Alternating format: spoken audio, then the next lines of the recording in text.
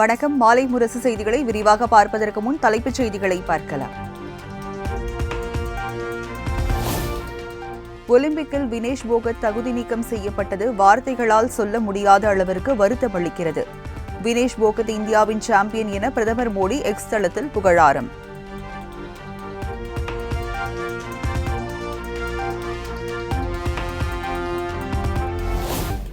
வினேஷ் போகத் தகுதி நீக்கம் தொடர்பாக ஒலிம்பிக் கமிட்டியிடம் கடுமையான எதிர்ப்பை பதிவு செய்துள்ளோம்.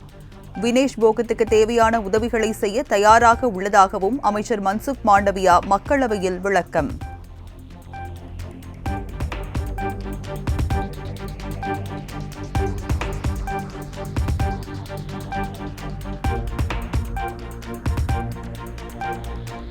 வினேஷ் போகத் தகுதி நீக்கம் செய்யப்பட்டதன் பின்னணியில் சதி இருப்பதாக காங்கிரஸ் குற்றச்சாட்டு. வினேஷ் போகத் வெற்றியை ஜீரணிக்க முடியாதவர்கள்தான் இதனை செய்திருப்பர் என சந்தேகம்.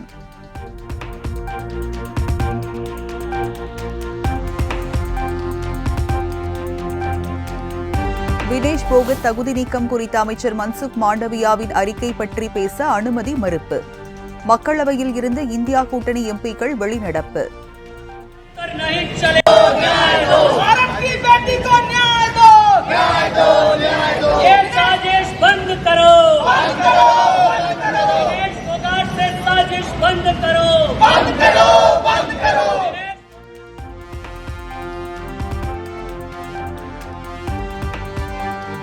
வினேஷ் போகத் தகுதி நீக்கம் செய்யப்பட்டதை எதிர்த்து சர்வதேச மல்யுத்த சம்மேளனத்தில் மேல்முறையீடு.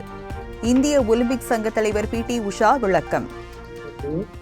To consider the decision to disqualify Vinesh, and IOA is following that up in the strongest possible manner.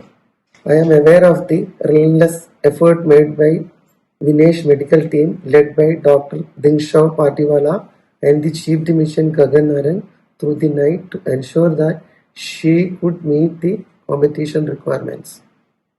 Wrestlers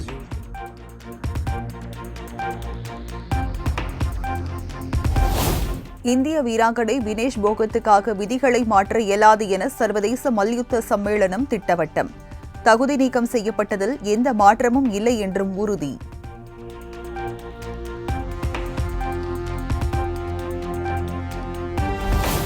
ஒலிம்பிக்கில் பதக்கத்தை தவறவிட்டாலும் அபார உறுதியால் அனைவரின் மனதையும் வென்றுள்ளீர்கள்.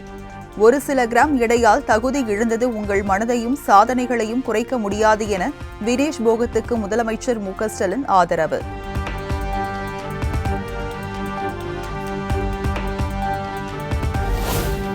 முதலமைச்சரின் வெளிநாடு பயணம் மூலம் 10,881 கோடி ரூபாய் முதலீடும் 17,371 பேருக்கு வேலை வாய்ப்பும் கிடைத்துள்ளது. தமிழ்நாட்டில் தொழில் வளர்ச்சி குறைந்துள்ளதாக EPS குற்றம் சாட்டிய நிலையில் அமைச்சர் TRB ராஜா அறிக்கை.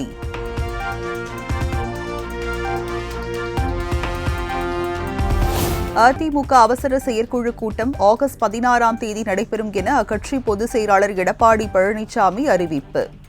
மாவட்ட செயலாளர்கள் MP MLAக்கள் தவறாமல் கலந்து கொள்ள வேண்டும் என அறிவுறுத்தல்.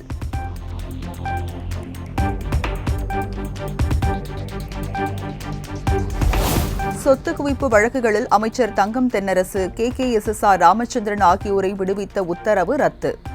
தாமாக முன்வந்து விசாரணைக்கு எடுத்த வழக்குகளில் சென்னை உயர்நீதிமன்றம் அதிரடி உத்தரவு.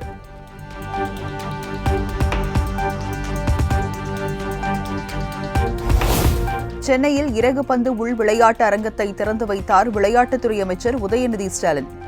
இளைஞர்கள் பயன்பெறும் வகையில் 1,60,00,000 மதிப்பிலான அரங்கம் திறப்பு.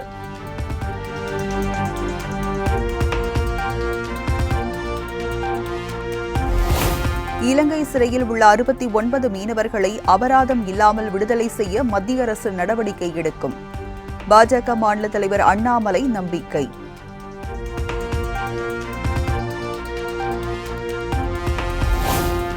ஹிந்தி பேசாத மாநிலங்களில் ஹிந்தியை திணிக்கும் வகையில் கொண்டுவரப்பட்டுள்ள 3 குற்றவியல் சட்டங்களுக்கு எதிரான வழக்கு.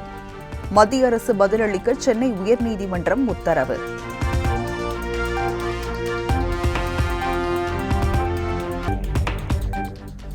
பெங்களூரு கஃபே குண்டுவெடிப்பில் தமிழர்களுக்கு தொடர்பு இருப்பதாக பேசிய விவகாரம். மத்திய அமைச்சர் ஷோபா மன்னிப்பு கோரினால் ஏற்றுக்கொள்ளப்படும் என சென்னை உயர்நீதிமன்றத்தில் தமிழக அரசு விளக்கம்.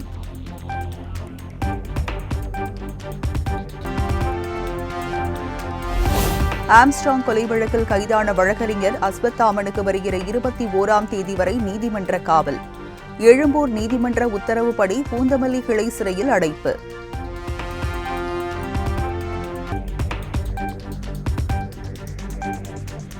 சட்டவிரோத பணப்பரிமாற்ற தடை சட்ட வழக்கில் குற்றச்சாட்டு பதிவுக்காக முன்னாள் அமைச்சர் செந்தில் பாலாஜியை இன்று நேரில் ஆஜர்படுத்த உத்தரவு. நேரில் ஆஜர்படுத்தவில்லை என்றால் காணொலி மூலம் குற்றச்சாட்டு பதிவு செய்யப்படும் என சென்னை மாவட்ட முதன்மை அமர்வு நீதிமன்ற நீதிபதி அல்லி அறிவிப்பு.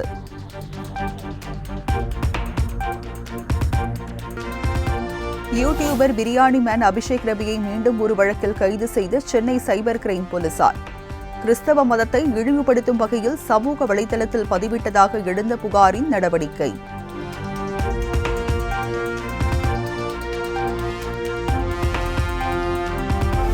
திருச்சி விமான நிலையத்தில் சுமார் 48 லட்சம் ரூபாய் மதிப்பிலான தங்க கட்டிகள் பறிமுதல். துபாயில் இருந்து வந்த விமானத்தில் பயணிகள் இருக்கைக்கு கீழ் மறைத்து வைக்கப்பட்டிருந்த போது சிக்கியது.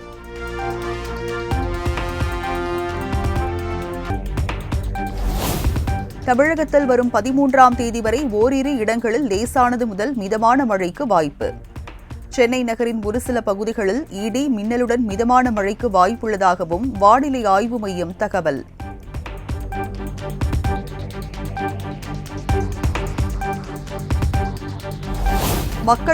மக்களவையில் வகுப்பு வாரிய சட்ட திருத்த மசோதா இன்று அறிமுகம். கடும் எதிர்ப்பை பதிவு செய்ய எதிர்க்கட்சிகள் திட்டம்.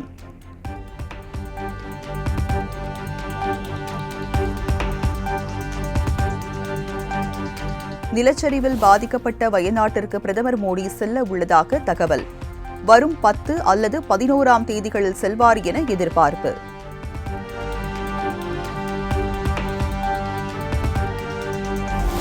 சந்திரயான் 3 திட்ட விஞ்ஞானிகள் பொறியாளர்களுக்கு விஞ்ஞான் விருதை அறிவித்தது மத்திய அரசு. தமிழ்நாட்டை சேர்ந்த சந்திரயான் 3 திட்ட இயக்குநர் வீரமுத்துவேல் தலைமையிலான குழுவுக்கு விருது.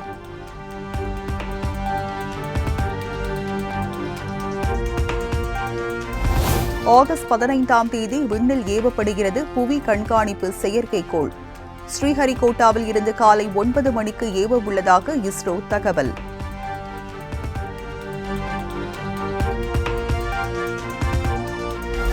டெல்லியில் காங்கிரஸ் கட்சித் தலைவர் மல்லிகார்ஜுன கார்கே மற்றும் ராகுல் காந்தியுடன் உத்தவ் தாக்கரே சந்திப்பு.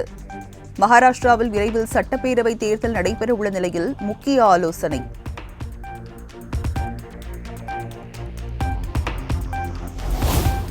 வருகிற 11ஆம் தேதி நடைபெறவுள்ள முதுநிலை நீட் தேர்வுக்கான வினாத்தாள் கசிந்ததாக சர்ச்சை. சமூக வலைதளங்களில் முதுநிலை நீட் வினாத்தாள் 70,000 ரூபாய் வரை விற்கப்பட்டதாக இணையத்தில் பரவும் ஸ்கிரீன்ஷாட்.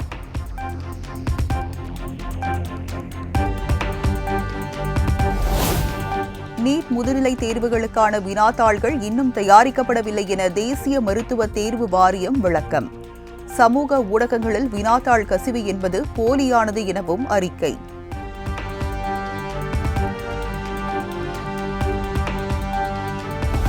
ஹரியானாவில் ஆண்டுக்கு 1,80,000 ரூபாய் வரை வருமானம் கொண்ட குடும்பத்திற்கு 500 ரூபாய்க்கு சிலிண்டர் வழங்கப்படும் என அறிவிப்பு. சட்டப்பேரவை தேர்தல் நெருங்கி வரும் நிலையில் அறிவிப்பை வெளியிட்ட முதலமைச்சர் நயாப் சிங் சயனி.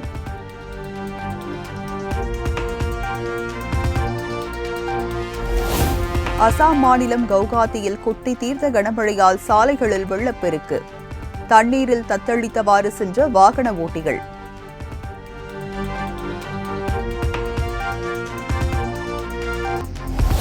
முகமது யூனிஸ் தலைமையில் வங்கதேச இடைக்கால அரசு இன்று பதவியேற்கிறது. தலைமை ஆலோசகர் என்ற பதவியுடன் 15 உறுப்பினர்களை கொண்ட ஆலோசனை குழு ஆட்சி அமைக்கிறது.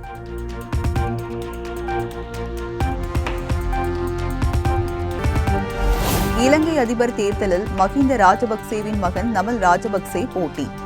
ஏற்கனவே வேட்பாளராக அறிவிக்கப்பட்ட தொழிலதிபர் ஒருவர் கடைசி நேரத்தில் வாபஸ் பெற்றதால் நமல் ராஜபக்சேவுக்கு வாய்ப்பு.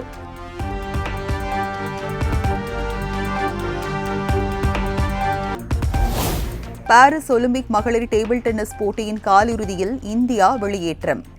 ஜெர்மனி அணியிடம் 1-3 என்ற புள்ளி கணக்கில் தோல்வி.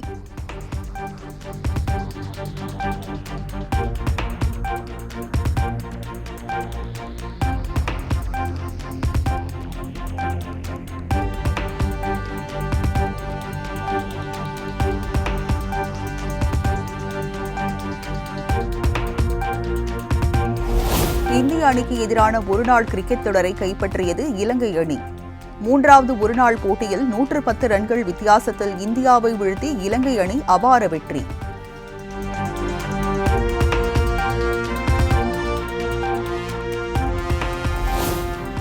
$12,500 ஊழியர்களை பணிநீக்கம் செய்தது அமெரிக்காவை சேர்ந்த டெல் நிறுவனம். செயற்கை நுண்ணறிவு மற்றும் நவீன தொழில்நுட்பத்தில் முதலீடு செய்ய உள்ளதால் பணிநீக்க நடவடிக்கை என டெல் நிறுவனம் விளக்கம்.